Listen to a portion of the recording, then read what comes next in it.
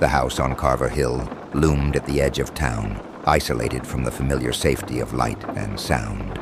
It stood where the cracked road met twisted trees that bent inward, as though protecting, or perhaps trapping, the house in an impenetrable shroud of darkness. Over the years, the townsfolk learned to avoid it, speaking of it only in whispers, as if the house might overhear and respond. The house seemed cursed by storms, not ordinary storms, but violent tempests that would strike without warning, as though summoned by an unseen hand. Lightning would slice through the blackness, casting the house in an unnatural glow, and in each strike, townsfolk swore they saw a shadow, a figure stretching through the blaze, a fleeting outline in the storm. They called him the Man in the Lightning, a dark spirit tied to the house, perhaps bound to it like a prisoner, or drawn there by some unseen force. Some whispered that he was a ghost chained to the storms, others that he was trying to escape something worse, something that kept him tethered to that cursed place. Then Ellen Moreau and her 8-year-old daughter, Lily, moved in, seemingly oblivious to the house's haunted reputation. A painter seeking inspiration and solitude, Ellen brushed off the locals' warnings, dismissing them as small-town superstition. To her, the isolated setting promised peace, a chance to focus on her work and give Lily a fresh start. But Lily was different. With her vivid imagination and sensitive nature, she seemed attuned to things others couldn't see or feel. That first night, as they settled in, she asked her mother a question in the dim, creaky living room. "Do you think there's a ghost here?" Ellen only laughed, assuring her daughter there was nothing to fear. But in her heart, a faint unease stirred. For a few days the house seemed quiet, welcoming even. But then that first week, a storm arrived with nightfall. The day had been clear, but as the clock struck midnight, the sky erupted in thunder so deafening it shook the walls. Wind howled through the trees, and lightning flared in blinding bursts, casting eerie shadows across the yard, shadows that stretched and twisted as though in pain. Lily awoke with a start, clutching her stuffed bunny tightly as her eyes darted to the window. Each flash revealed dark shapes moving across her room's walls and ceiling, contorting and slithering in the storm's light. Remembering the whispers she'd overheard in town, she shivered. The Man in the Lightning. They'd warned her mother about him. The townsfolk had said his name with dread, and now her heart raced with a terror only a child could feel, raw and instinctive. Terrified, she ran down the hall to her mother's room. Ellen, roused from sleep, wrapped Lily in her arms and whispered soft reassurances, telling her it was just a storm. Yet as thunder shook the ground and lightning crackled so close it filled the room with an otherworldly glow, even Ellen felt the strange energy surrounding them. Shadows flickered outside the windows, long menacing shapes shifting and blending with the darkness, as if something was watching, waiting, biding its time until the perfect moment to close in. The storm raged on, its fury relentless, and as each flash of lightning illuminated those shifting shapes, Ellen felt a chill deep in her bones. She had dismissed the stories, but now she couldn't shake the feeling that she and Lily were not alone in that house, that something, some presence, was indeed bound to the storms and the house on Carver Hill, and that it had been waiting for them. The storms grew fiercer each night, pounding the house on Carver Hill with relentless, unearthly rage. Lightning carved through the darkness, close enough to raise the hairs on Ellen and Lily's arms, crackling in the air like an electric warning.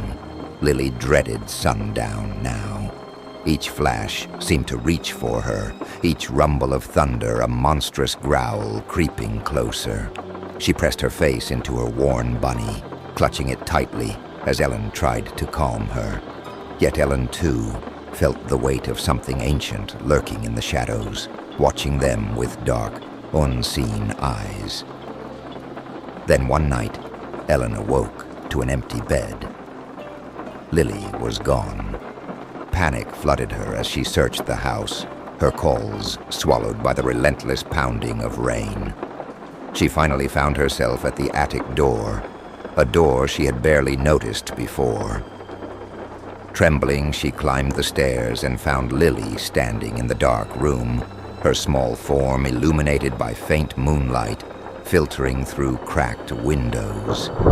The air was damp, heavy with the smell of rot, and a chill crawled over Ellen's skin as she spotted an old, blackened candle on the windowsill, half burned with faint fingerprints pressed into the wax. It felt as if some part of the past had reached through time to touch her. Without a word, she scooped Lily into her arms, leaving the attic behind. Yet she couldn't shake the feeling of being watched. Shadows loomed heavier, pressing in on her as they descended. The next day, still unsettled, Ellen decided to visit town, determined to learn the truth. After some hesitant questions, an elderly man named Ira finally spoke, his voice a whisper that barely reached her ears. "There was a man who lived there once," he murmured, his eyes drifting away as if seeing into the past. Samuel Grant, quiet, kept to himself, but folks knew he practiced things best left alone. One night, lightning struck the house during one of his rituals. They found him twisted and burnt in the attic. Ira's eyes grew dark. They say his spirits caught in the storms, bound to the lightning. The words echoed in Ellen's mind as she drove back, heart racing. Had she made a grave mistake coming here? She tried to shake it off as superstition, but each night the storms raged harder, the house groaning under the weight of thunder, lightning flaring brighter and closer. Shadows outside stretched and shifted, like figures slipping just beyond sight. Ellen couldn't deny it any longer. They had to leave. That night, as the storm gathered strength, she told herself they would go in the morning. But the storm came sooner, and with a violence beyond reason. The first thunderclap jarred them both awake, and Ellen found herself stumbling through darkened hallways, calling for Lily. Lightning crashed so close that the walls trembled, filling every corner of the house with a blinding white glow that seared through closed eyelids. Heart pounding, skin prickling, Ellen felt the presence close behind her, its cold breath ghosting across her neck, an ancient hunger waiting for them in the dark. Ellen found Lily in the attic, standing by the window, her eyes wide with terror as she stared into the heart of the storm. "Lily," Ellen gasped, rushing toward her. But Lily didn't move, frozen, transfixed by something beyond the glass. "Mom," she whispered, her voice lost beneath the howl of the wind. "Look." Ellen followed her daughter's gaze. A flash of lightning illuminated the window, revealing the figure of a man outside, a face hollow and twisted, eyes burning like embers. He was motionless, his gaze piercing through the glass, the storm, and straight into the attic. With each flash, his features grew clearer. Charred skin, eyes empty and ravenous, and a mouth twisted in a cruel snarl. He didn't move, but Ellen could feel his presence closing in, as if the storm itself were dragging him closer. With a scream, she grabbed Lily, pulling her away from the window as lightning lit up the attic. They stumbled down the stairs, but the house resisted, creaking and groaning as if alive, the floorboards buckling beneath their feet. A whisper rose from the walls, slithering through the thunder. "Lily," it hissed, low and menacing, each syllable curling around her name like smoke. Lee Hilly. Ellen held Lily tight, determined to escape. But each step toward the door was met with a thunderous crash that rattled the walls, forcing them back. It was as if the storm itself held them captive, intent on keeping them inside. Another flash, and the man appeared just feet away, his hollow eyes fixed on Ellen, his mouth stretched in a grin that split his blackened face. They tore into the storm outside, their steps frantic as they fought through mud and wind. Neither looked back, yet Lily stole a glance over her shoulder just once.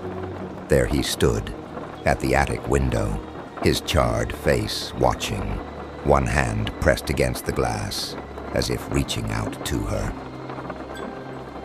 The next morning, townsfolk found the house empty.